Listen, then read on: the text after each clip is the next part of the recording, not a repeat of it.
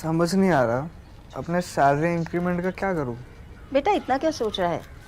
अपने mutual funds के SIP का टॉप अप करा ले। This is the right time. क्या? समझ में नहीं आया। बेटा इतना क्या सोच रहा है? अपने म्यूचुअल फंड्स का एसआईपी टॉप अप करा ले। This is the right time. आप समझा।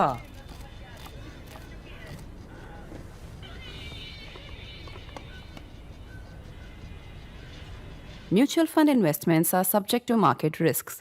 Read all scheme-related documents carefully. In addition to my usual notes on yellow pages, I'm also holding these printouts printed on both sides. What are these printouts? These are basically Trump's tweets and statements, or posts, I should say, because he puts many of those on Truth Social. His posts and statements between 12th of June and 23rd of June. That is just over 11 days. These are his flip-flops, turnarounds, offers of peace, actions of war, justifications for war, justifications for seeking peace, everything. If you read all of this, then you might say, as many people are saying, is this guy a madman?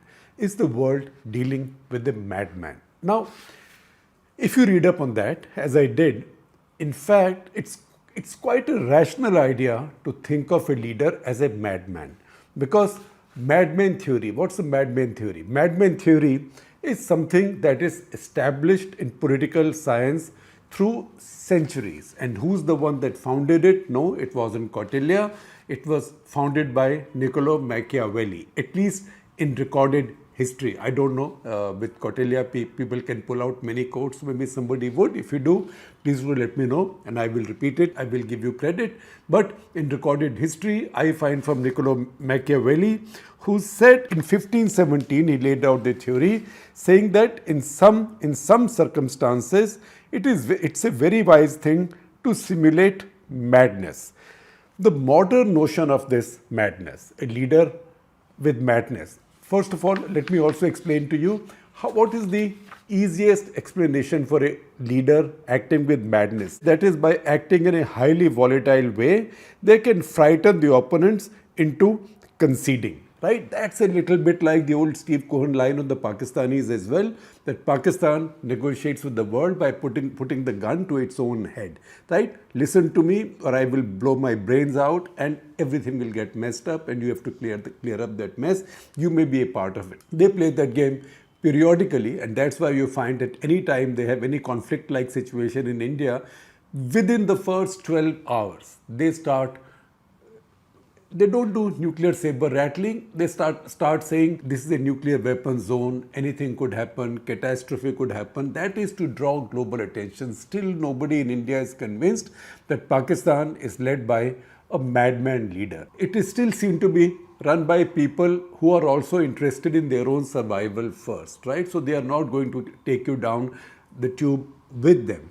However, they've been leaders in history who fit that expression, and probably that's what Trump wants to be known as. So in a 2024 dinner, and some of these detail we have the courtesy of a paper in Foreign Affairs magazine by Roseanne McManus, who's associate professor at Penn State University. So Trump, during the campaign in 2024, at one of the campaigns, was asked that what will he tell Xi Jinping so he does not invade Taiwan. And he said, and I quote from the article, "I won't have to because Xi Jinping respects me and he knows I am effing crazy," right? He used the full expression. I am just saying I am effing crazy. That's what he said about himself. So he's building for himself that madman image, that you don't know what I can do. I can do anything. So be reasonable, do it my way. How did this idea evolve? So I took you back to the 16th century, early 16th century, 1517, Niccolo Machiavelli, but see its reiteration in the 60s. In the 50s and the 60s, John Foster Dulles, the legendary American Secretary of State, of a long tenure, after whom the international airport at Washington, D.C. is named. He described Nikita Khrushchev in the 1950s and 60s as being irrational and Sometimes he suspected it could be deliberate as well. However, his description, Dulles' description of Khrushchev was he's intoxicated most of the time or essentially emotional. Both quotes from him from the archives. Just after him, as the Soviet bloc and the American bloc, Warsaw Pact and NATO, for example, they arrived at a mad situation, that is mutually assured destruction. So both had the nuclear weapons. That brought about a balance of power and also ensured rationality, because each side knew that anybody who used a nuke, there will be total destruction also from the other side. So this was a mutually assured destruction. Now, who would get over a balance or a calm that was produced by this mad? It could only be another madman. So Khrushchev it was who started this first, and then during the Vietnam War, and this is Daniel Ellsberg, scholar from Rand Corporation, again from Rosie and McManus's article. So Nixon told his chief of staff that he has to convey a message to the North Vietnamese that he is stark, staring mad, so they should yield or risk being annihilated. He said also that they should know, I quote again from him as recorded by Haldeman, I call it Madman Theory, Bob. That is him speaking to his chief of staff. I call it Madman Theory, Bob. North Vietnamese can't restrain me. I have my finger next to the nuke button. They should know that. Now, obviously, it did not work with the North Vietnamese. This doesn't always work, but it never stops people from trying. The Cuban Missile Crisis, for example, both sides chickened out. American side, that's Kennedy, and also the Soviet side, say Khrushchev. But at the same time, Khrushchev got some bit of a concession, probably because he had that irrational reputation.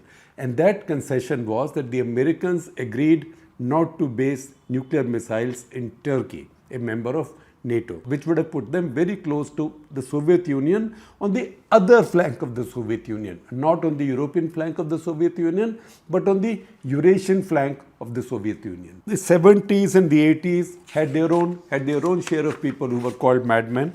We know that Saddam Hussein was called madman. He was described as somebody who had this messianic ambition for unlimited power. He wanted to control all of the Arab world to begin with and be the strongest power there. Didn't work out for him. Then Gaddafi. Ronald Reagan had described Gaddafi as a mad clown and an unpredictable fanatic. Caspar Weinberger, who was Secretary of Defense with Ronald Reagan, he became the first American Secretary of Defense to visit India after decades. That's when Rajiv Gandhi was in power. He, in fact, said, and it is recorded, that he thought that Gaddafi suffered from an incurable venereal disease or sexually transmitted disease, which made him so irrational and which made him prone to such moods and such mad behavior. Now that we understand the theory, now you can say Hitler was a madman, right? He thought nothing will happen to him. Initially, when he gave the world the impression that he just wants to expand his territories a little bit, create a larger Germany, that's when the British and the others sort of decided to put up with his hunger, thinking that he just wants this, he'll be okay. But he did prove to them, because they were worried that if they don't let him take what he wants, then he might indulge in madman behavior and sink Europe into a terminal war. However, they made concessions to him, and yet he went ahead and did what he had to do. Again, a madman. In his case, the theory did not work, and yet it doesn't stop people from following it. See, now jump to the current period. Jump to as we enter the last week of June. How do things look like in the world? There was Donald Trump, who said for weeks that there should be peace, there should be a solution in the Middle East. He first wanted Bibi Netanyahu to have a ceasefire in Gaza.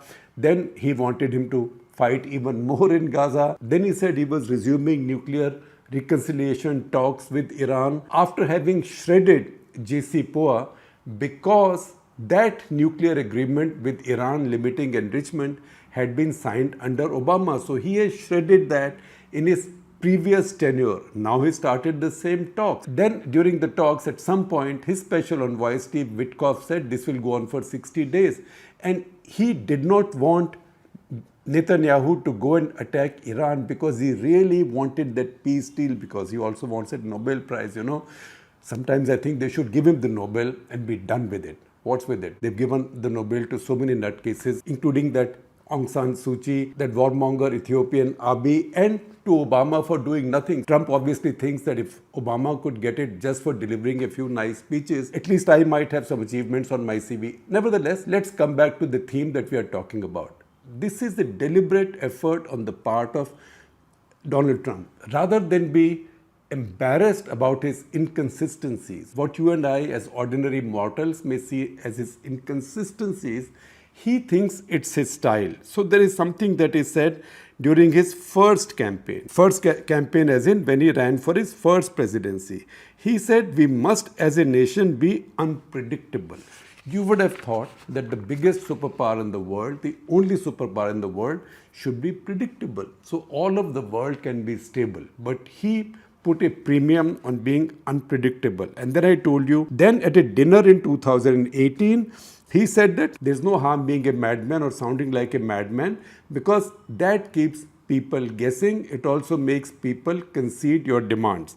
Then what he said in a 2024 dinner on Taiwan, I told you, he said that he said that I don't have to convince Xi Jinping. He respects me. He will not invade Taiwan because he knows I am effing crazy. Now, in the month of June, and all these statements and tweets and posts I'm hanging on to are from the month of June. J.D. Vance, who is now vice president with Trump, he had seen this trait exactly a year back.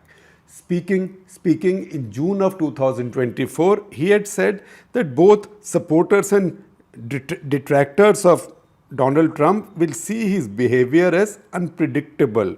However, it works to the benefit of the United States of America. And that is the method that Trump has put on display all of these months. He's just been sworn in president or inaugurated as president for less than 6 months yet. And yet what has he done? He has appended every existing geopolitical equation. He seems to be super focused on his internal politics all the time. He's addressing his base all the time. At the same time, the largest impact he has made is on the rest of the world outside, to such an extent that he's now even dividing up his base. Now his base, the mega base, did not want America to get involved in any wars outside. In fact, Trump's election promise also was that I am the president who never starts a war, who never sends troops into a war. At the same time, when he was president the last time, he carried out the assassination of, or he authorized the assassination of Qasem Soleimani, the number 2 in IRGC. He also authorized the killing of the ISIS chief at that point of time. He also authorized the missile attack on Syria when the regime used chemical weapons, or at least the news was that the regime used chemical weapons against its own population. So he's not averse to doing any of that. It's just that in his case, it's a bit like he says one thing but does something else. And that is what the rest of the world has now learned to deal with. So he can say one day, I want Canada to be my 51st state. He will say it in the presence of the new Canadian Prime Minister as well, the new Prime Minister as well as the outgoing Prime Minister. And yet he will visit Canada as a sovereign country for G7. Because in his worldview, and I'm trying to rationalize what might look irrational, right? Raving irrational. In his worldview, this might be his way of pushing these countries, allies of America, into spending more on their defense, because he thinks they are freebooters. They want America to spend on defense and they want Americans to come and protect them like the sheriff of the world, but they are not spending on their own defense. And you can see the impact of that. All the European countries, members of NATO, and definitely Canada, Japan, they've all upped their defense budgets. Not all to the extent where Trump wants them to up, but he wants defense budget to go to 5% of GDPs and all, and these are large GDPs, but yet they are all upping it. So he's getting some buck for the bank. I'm reversing that metaphor, because bank is the statement he makes, right? And buck is what these countries are now spending additionally on their defense. You will also find that India, if India has to remain a credible member of Quad, India will have to spend a lot more on its defense, because if India can be seen as a kind of a military peer of Pakistan, at least over a three-day period, or a near peer of Pakistan, then that affects India's credibility as a Quad member. What does India bring? How much weight does India bring to the Quad grouping? So he is accordingly putting pressure on all his friends and allies that don't take America for granted. That's his worldview. The friends and allies don't all see it that way, but that's his worldview. That's the reason I said we are trying to rationalize what looks to be irrational, particularly to his friends, but also to his adversaries. Look at the Iranians. Until the other day, he said, I have no plans to strike right now. Maybe I will not. I don't know. I will take my time deciding. Maybe 2 weeks. So possibly somebody in Iran might have thought that it is time. He wants Netanyahu to carry on doing what he's doing, and Netanyahu does not have the equipment, the bombs of the size that can cut through these mountains. Maybe his idea was to put them at ease or make them complacent. However, we all woke up on Sunday morning and found out that he had bombed exactly the same mountains at Fordo. We've seen more examples of this. If I read international media, particularly American media, that follows him very closely. On South Korea's trade negotiations with South Korea, Axios reports that he had his people tell the South Koreans that, and I quote, this guy is so crazy, he could pull out any minute from trade talks. Similarly, earlier, his famous love affair with Kim Jong-un, right? The little rocket man, as he called him, in his first term, he first let him know that he will face all of America's fire and fury. And then it looked like he fell in love with him. That is the unpredictability that the world now has to deal with. And we will know in the course of time if it's working for him or if it's working for America, and also more importantly, if it's working for the rest of the world, for his adversaries and also for his friends and allies. First, he had a threat passed on to Kim Jong-un which said, you will see the fire and fury like the world has never seen, right? And after all of that, he said, you remember that he made that trip to North Korea, and then he said it seemed like the two leaders had fallen in love. So you don't know where he's coming from. Don't take him at his word. That's the reason a lot of people get hassled by his tweets, by his offhand statements. One thing I'll say for him though, he always talks to the media. He always talks to the media every day. It's like an addiction. And he actually seeks out journalists who might be critical of him or questioning of him, or he might work for organizations that are hostile to him. See the number of interviews, detailed interviews he's given to editors of The Atlantic. Now, Atlantic is the publication whose editor, in error, was added to that chat by his national security advisor about airstrikes in Yemen. That became a big scandal to the extent that he fired his national security advisor. That job is now held simultaneously by Marco Rubio. And yet after that, he invited the same editor of Atlantic for a meal along with his colleague and has spoken with Atlantic multiple times after that as well. In fact, I am sharing with you one more article from The Atlantic talking about some of the same phenomenon. This is an article by Michael Scherer in The Atlantic, and there I quote from that article on what Trump said to Michael Scherer.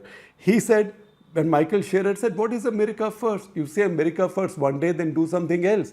You say you will not fight anywhere, then you fight someplace. What's going on? So Trump said, I decide what's America first. Among the people Trump is really annoyed and disappointed in his base is podcaster Tucker Carlson, formerly of Fox. He's now a star in his own right, travels in his own plane, right? Buddy of Putin's, wants America to abandon Ukraine and also wants America to stay out of the Middle East fight.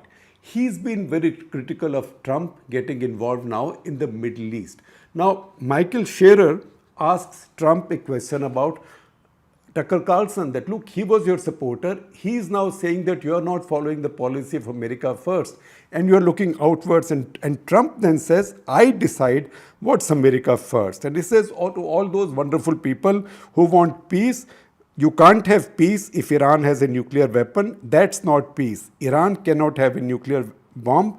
Very simple. Regardless, Israel or no Israel, Iran cannot have a nuclear bomb. And then you can see that what he has said is borne out in his actions as well subsequently. Now, what does Trump actually want? I will take you through some analysis, and some of it comes from H.R. McMaster, who was his national security advisor between 2017 and 18, and he said this in the latest Economist, in fact, just today. Now, while I do that, you will also see on your screen some of these tweets, posts, statements that Trump has made between June 12 and June 23, whereby history has changed and whereby we've seen the justification and logic to give you this episode of Cut the Clutter, because this swings between the Madman Theory and also somebody who's incredibly sharp and gets his way by sounding like a madman. You make those conclusions, but I'm giving you the analysis from H.R. McMaster, who knows well.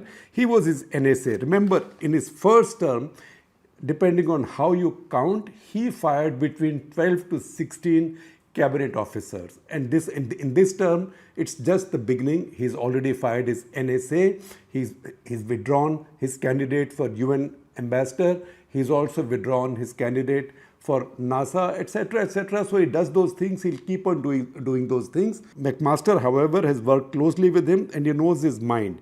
And he does not come across as a bitter person. If he came across as a bitter person with grievances, I would not have gone so deep into what he's saying. But he says, what does Trump want? He wants secure borders, less drug trafficking, deregulation, strong armed forces and missile defense, fair and reciprocal trade. That is his idea of fair and reciprocal trade. A vibrant manufacturing base, secure supply chains, energy security. In fact, if you look at all of this and you just put India on the other side, you would not see anything in this formulation that runs contrary to India's interests as India navigates through this America under the new Trump. That said, McMaster also acknowledges it, what I am saying. He's saying most people would agree with it, but most people will also worry about how he wants to achieve this. One view is peace through strength. That is what the American allies would want Trump to focus on, to get peace through strength, because he wants peace. The other is, which is more an excessive internal focus and a worry about inadequate European spending on defense, which means America has to spend too much. So he's going to reduce spending on European security. And that is what is worrying the allies. Similarly, he will keep swinging between rewarding Russia one day and punishing Russia the other day. So he said just the other day that he's going to, maybe Putin is not listening, he's attacking civilian targets, maybe I will impose fresh sanctions on Russia, and I have to pronounce it right. And then he come to Kananaskis in Canada, in Alberta, and says this should be G8. You were very unfair. You threw Russia out. Of course, he's not confused by facts. He said 2014 you threw Russia out. And he said that was because of President Obama and President Trudeau. First of all, Trudeau was not president, not prime minister. And second, in 2014, he wasn't even the prime minister. Stephen Harper was the prime minister. But once again, watch what happened in Kananaskis. None of the leaders present, not even Carney, corrected Donald Trump, because everybody has now figured that you do not correct Donald Trump unless it's a very substantive issue.